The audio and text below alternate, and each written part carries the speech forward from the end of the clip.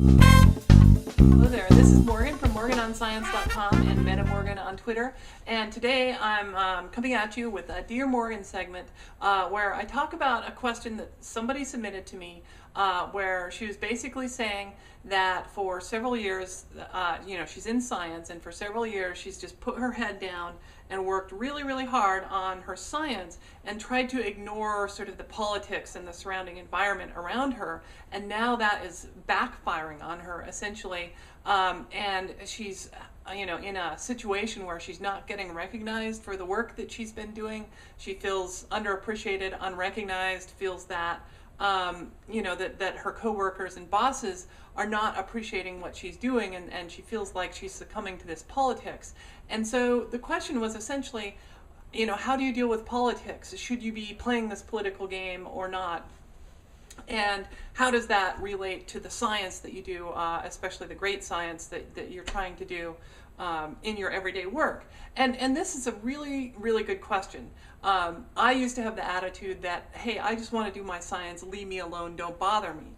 But the thing I've realized about this attitude is that it's really not a good way of looking at things, because in order for me to do my science, I am dependent upon other people, many, many other people.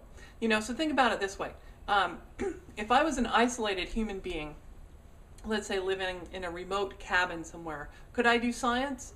Well, probably not, because I would be so busy, trying to keep my cabin in shape, trying to produce food so that I could eat something, and just basically trying to get by and survive.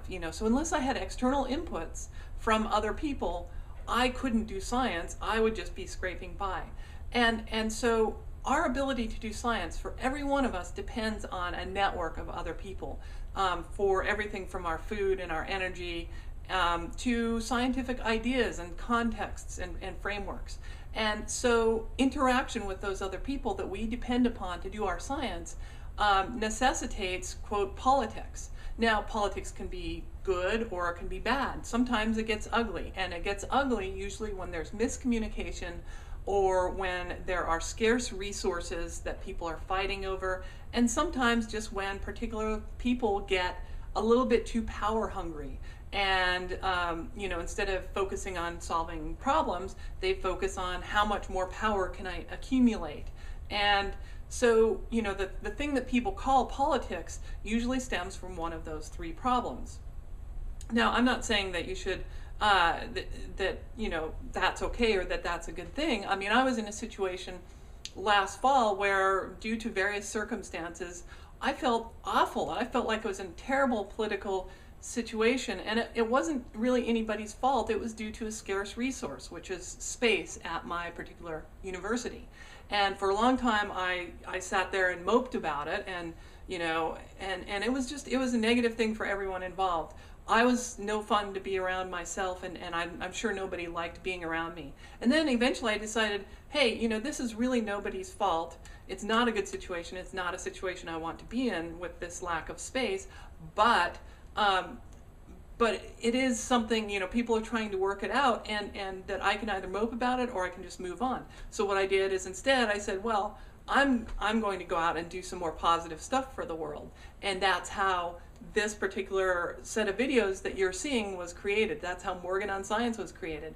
It was my decision to, instead of mope about my situation, to do something positive to change it. And so, basically, I think you have to make a decision. If you're subject to extreme politics and don't feel like you can get your science done, those negative kind of politics, then you might have to find a different situation. But even in another situation, you do have to pay attention to politics. Politics is about working together as a team to ultimately accomplish the science that you do. And again, to realize that your science is almost never, ever done truly in isolation. You may think it's isolated, but it's not. So I hope that's helpful to you, and that's it for today. So this is Morgan from Morgan on Science and MetaMorgan on Twitter, and I hope to see you tomorrow for another episode.